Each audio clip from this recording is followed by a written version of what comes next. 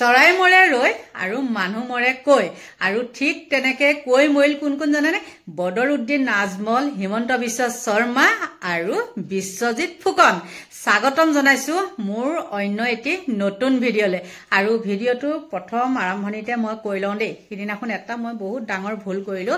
মানে লৰালৰি কবতেই হল নে কিহৰ কাৰণে হল মই নাজানো সেদিনাখন প্ৰথম ভুলটো মোৰ কি আছিল জানেনে গীতাশ্ৰী তামুলীয়ে যেতিয়া চাকৰি জয়েন কৰিছিলে তেতিয়া আছিল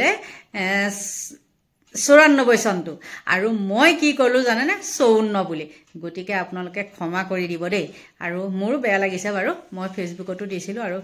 বাৰু হৈ যায় তেনেকুৱা 94 96 এইখন কিবা কিবি উলট পালট হৈ যায় গতিকে মই ক্লিয়াৰ কৰি দিছিলো দেই আৰু এতিয়া ইংলিছতে কৈছে 94 তে হা সেইটোৱে আছিল কৈ লৈছো আৰু এতিয়া আহো মূল বিষয়বস্তুলে আৰু মই যে কলো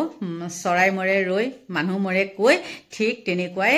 এই কিজনৰ গাত হল মই কৈ দিলো গতিকে আপোনালোককনো মই কি কম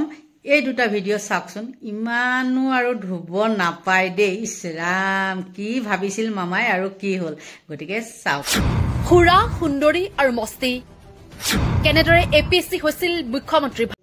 যোৱাকালি আপোনালোক সকলোৱে নিশ্চয় দেখা পাইছে যে এআইডিএফ প্ৰধান বদৰুদ্দিন আজমলে গীতাশ্ৰী তামুলী সম্পৰ্কত কেতবোৰ অশালীন মন্তব্য আগবঢ়াইছে আৰু সেই মানুহজনৰ মন্তব্যৰ পৰা এটা কথা প্ৰমাণ হয় সেই মানুহজন মানসিকভাৱে বিকাৰগ্ৰস্ত সেই মানুহজন আচলতে পাগল হৈছে বদৰুদ্দিন আজমল এক প্ৰকাৰ পাগল হৈছে সেই কাৰণে তেওঁ আচলতে অখিল গগৈৰ পত্নী ডক্টৰ গীতাশ্ৰী তামুলীৰ সম্পৰ্কত যিবোৰ কথা কৈছে সেইটো কোনো বিবেকবান মানুহে এটা ভাল মানুহে কেতিয়াও আসলে ভাল মস্তিষ্কৰ মানুহে কেতিয়াও ক'ব নোৱাৰে সেই কথা আপোনালোকে নিশ্চয় জানে আৰু সেই কাৰণে কৈছে বদৰুদ্দিন আজমল পাগল হৈছে সেই পাগল মানুহটোক অতি শীঘ্ৰে পগলা পাঠকত দিব লাগে তেওঁ কোনো কাৰণতে আসলে সুস্থ মানসিকতাৰ মানুহ নহয় গতিকে আমাৰ কথাটো অতি স্পষ্ট যে বদৰুদ্দিন আজমল পাগল হ'ল তেওঁ এতিয়া পগলা পাঠকত চিকিৎসাৰ প্ৰয়োজন আৰু এটা কথা কম যে বদৰুদ্দিন আজমলে নিজে কৈছিল না কথাটো আমাৰ এনেকুৱা লাগিছে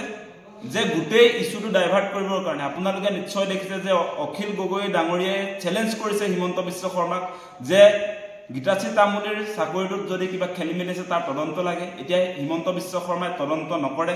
তেওঁ অখিল গগৈ তেওঁ কৈছে যে তদন্ত নিজে কৰিব লাগে নিজে কেনেকৈ তদন্ত কৰে কাৰোবাৰ বিৰুদ্ধে যদি অভিযোগ হয় অভিযোগকাৰী সংস্থা যি অভিযোগ কৰে অভিযোগ এতিয়া হিমন্ত বিশ্ব শৰ্মাই তদন্ত কৰাৰ প্ৰয়োজন আছিল তদন্ত এতিয়া মই অপৰাধী মোৰ বিৰুদ্ধে অভিযোগ আছে মই নিজে নিজৰ তদন্ত কৰিম নেকি সেইটো কেনেকুৱা তদন্ত আমি বুজি নাপাওঁ আৰু এটা কথাত হিমন্ত বিশ্ব শৰ্মা যেতিয়া তদন্তও দিব পৰা নাই সেই কাৰণে তেওঁ এটা মানে তেওঁ ফালৰি কাটিবৰ কাৰণে বদৰুদ্দিন আজমলক সন্মুখলৈ আনিছে এতিয়া মানে হিমন্ত বিশ্ব শৰ্মা গোটেই ঘটনাটোৰ পৰা বাচিবৰ কাৰণে অখিল গগৈৰ পত্নী গীতাশ্ৰী তামুলীৰ চাকৰিটোক লৈ যে তেওঁ তদন্ত কৰিব নোৱাৰিলে নিজে নিজৰ তদন্ত কৰিব লাগে বুলি যিটো কথা ক'লে সেইটোৰ পাছত তেওঁ এই গোটেই বিষয়টোৰ পৰা বাচিবৰ কাৰণে বদৰুদ্দিন আজমলক এতিয়া আবিৰ্ভাৱ ঘটালে তেখেতে এতিয়া গীতাশ্ৰী তামুলীৰ সম্পৰ্কত আচলতে অশালীন মন্তব্য দিছে এটা বুঢ়া মানুহ বদৰুদ্দিন আজমলটো বয়সস্থ মানুহ 70 বছৰীয়া মানুহ সেই মানুহজনে বাৰু এনেকুৱা ধৰণে অখিল গগৈৰ পত্নী গীতাশ্ৰী তামুলীক ক'ব লাগে নেকি সেই কথাটো অসমৰ ৰাইজে বিবেচনা কৰক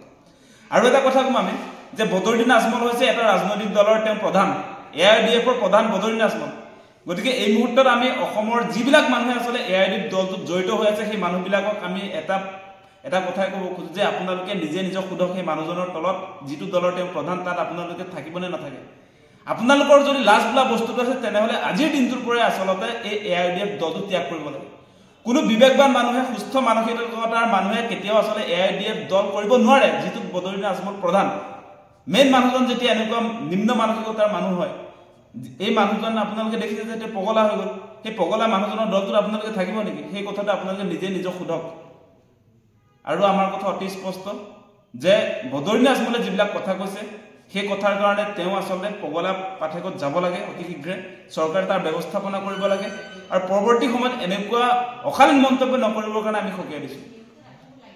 পাই পেলাই বাৰু মই যে কথাষাৰ ক'লো উপমাটো যে দিলো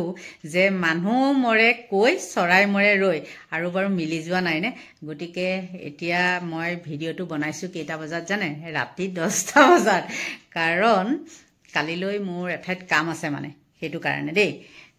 গতিকে সকলোকে ভগৱানে ভালে কুশলে ৰাখক তাকেই কামনা কৰি আজিলৈ ভিডিঅ'টো ইমানতে সামৰণি মাৰিছোঁ বাই বাই